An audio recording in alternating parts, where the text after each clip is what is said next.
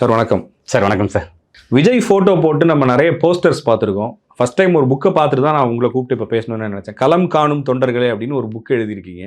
யார் நீங்கள்? திடீர்னு இப்படி வந்து தாவேக்காவை பற்றி, விஜய் பற்றி ஒரு புக் எழுதுகிற அளவுக்கு என்ன இருக்குது அதில்? மகிழ்ச்சி சார். அதாவது நீங்கள் அழைச்சி அந்த புத்தகத்தை பற்றி பேசுகிறதுக்கு ரொம்ப சந்தோஷம்.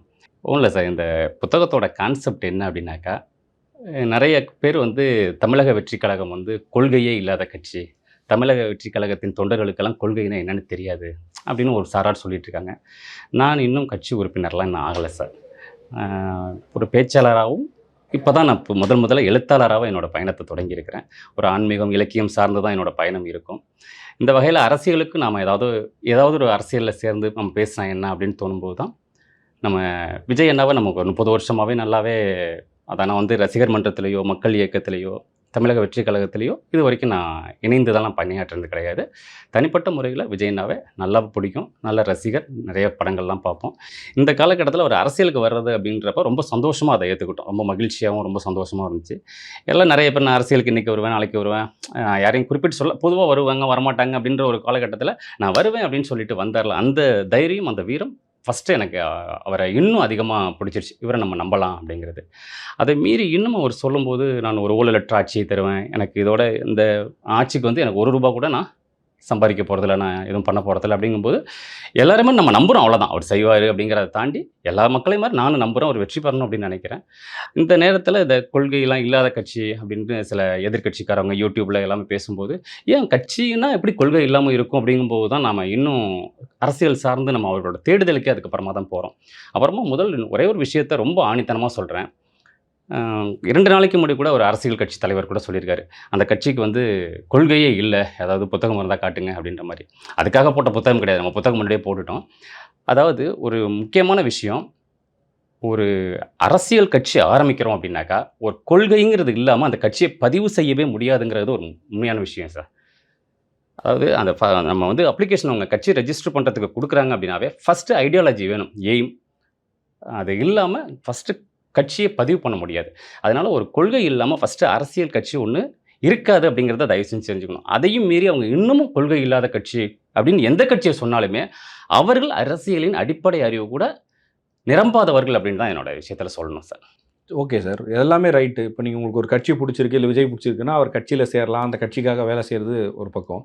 ஒரு புக் எழுதணும் அப்படின்ற முடிவு எடுக்கணும்னா அதுக்கு ஏதாவது ஒரு காரணம் இருக்கணும். பொதுவாக விஜய் மேலே நிறைய விமர்சனங்கள் வைக்கிறாங்க. அதில் முதன்மையானது, அப்படி அவர் என்ன பண்ணிட்டாரு, அவர் வீட்டை விட்டே வெளியில் வரலையே அப்படின்னு பேசும்போதே, அப்படி பேசும்போது ஒரு புக் எழுதணும்னா உங்களுக்கு ஒரு கண்டென்ட் வேணும், ஒரு காரணம் வேணும். எதனால் அப்படி ஆரம்பிச்சிங்க? Very good sir.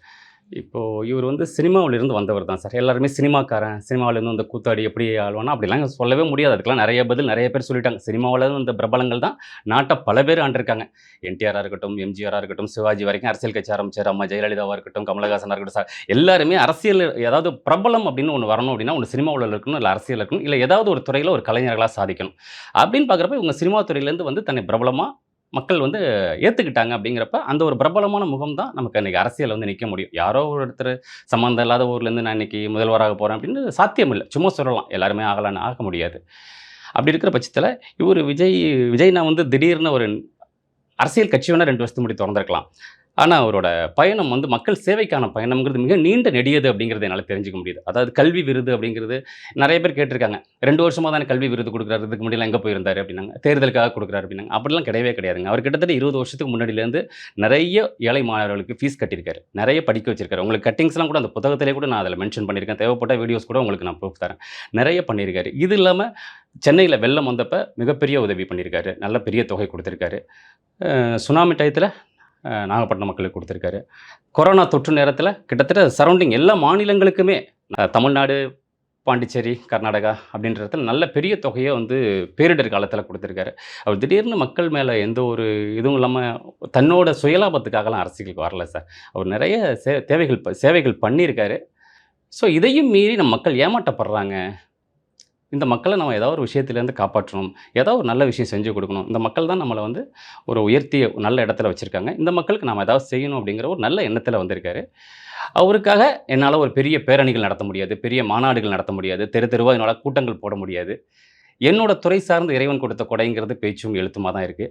என் மூலமாக என்னால் என்ன செய்ய முடியும் அப்படின்னாக்கா, தமிழக வெற்றி கழகத்தின் ஒரு சிறிய அன்பளிப்பாக ஒரு காணிக்கையாக இந்த புத்தகத்தை தான் என்னால் எழுத முடியும் அப்படிங்கிறதுனால, இதனால் யாராவது ஒருத்தவர்கள் அந்த கட்சியோட கொள்கைகளை தெரிஞ்சுக்கிட்டா கூட என்னோட முயற்சி வெற்றி, நான் சந்தோஷப்படுவேன் சார். இப்போ ஒரு 2-3 நாட்களுக்கு முன்னாடி திவ்யா சத்யராஜ், நடிகர் சத்யராஜ் அவர்களோட பொண்ணு திவ்யா சத்யராஜ் பேசியிருந்தாங்க.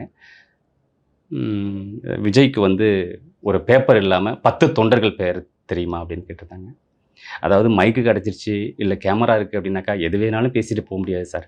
அவர் கிட்டத்தட்ட ஒரு 35 வருஷமாக கதாநாயகனாக நடிச்சிட்ருக்கார் சார். 35 வருஷமாக கிட்டத்தட்ட 30 வருஷத்துக்கு மேலே ரசிகர் மன்றங்கள், மக்கள் இயக்கங்கள்லாம் எல்லா மாவட்டத்திலையும் இயங்கிக்கிட்டு தான் இருக்குது.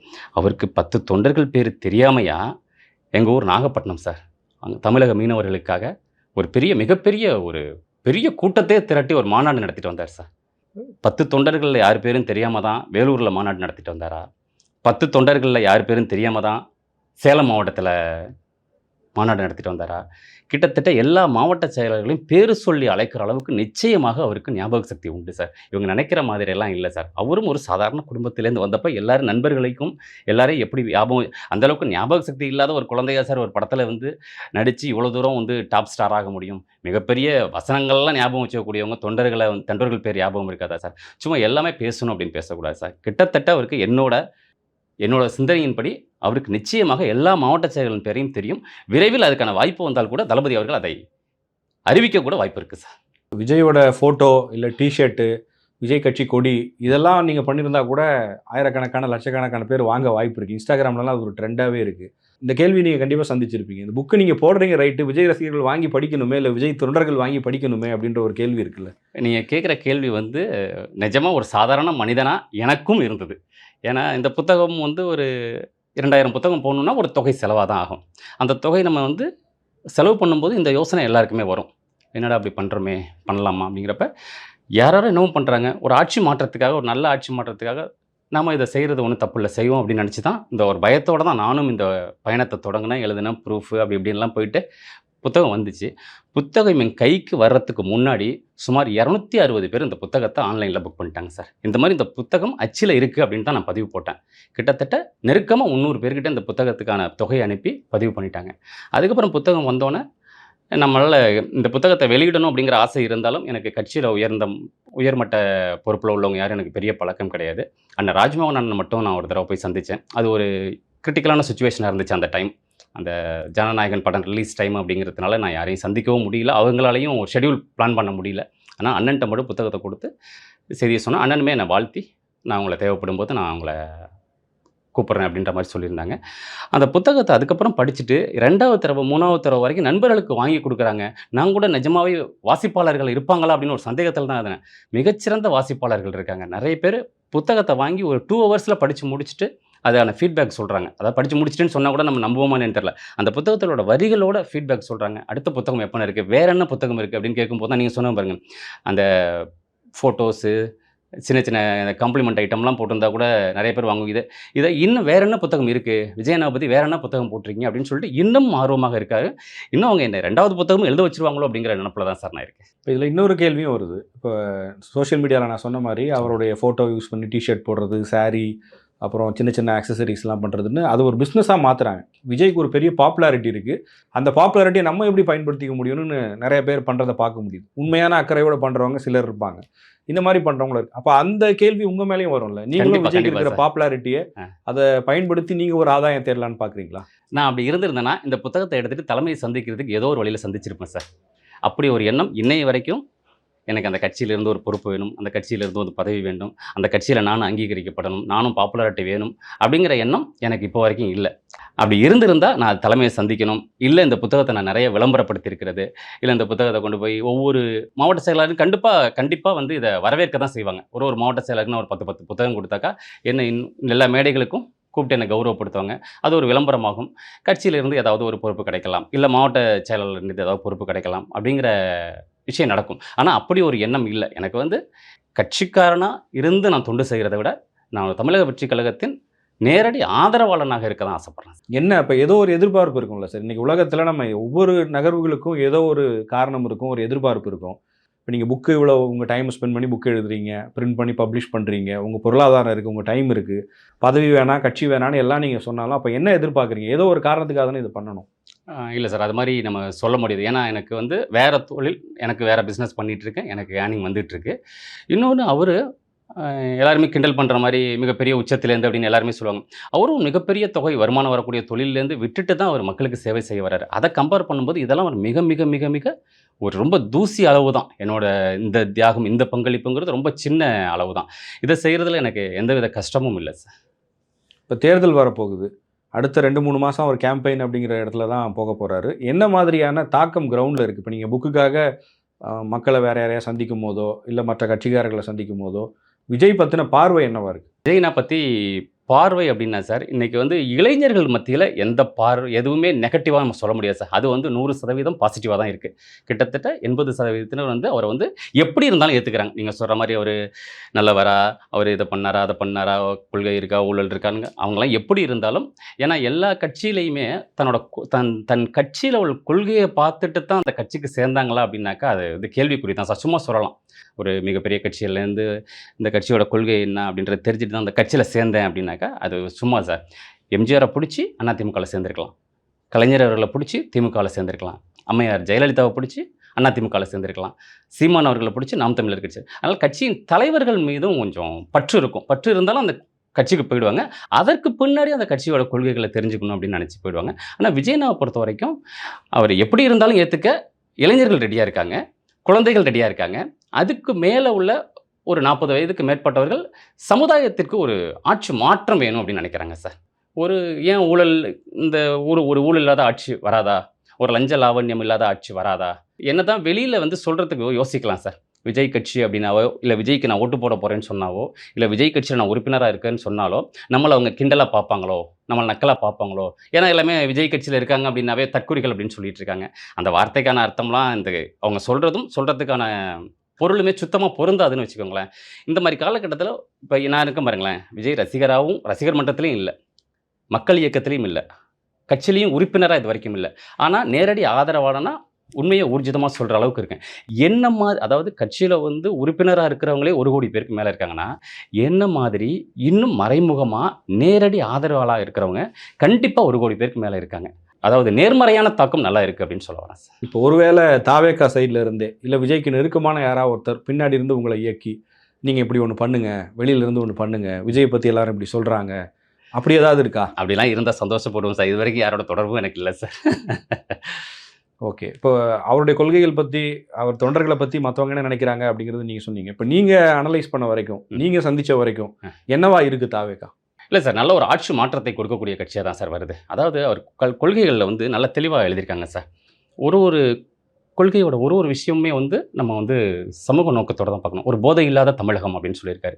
இன்னைக்கு வந்து நான் ஆட்சியையோ, கட்சியையோ குறை சொல்றதுக்காக நான் உங்களுக்கு பேச வரல சார்.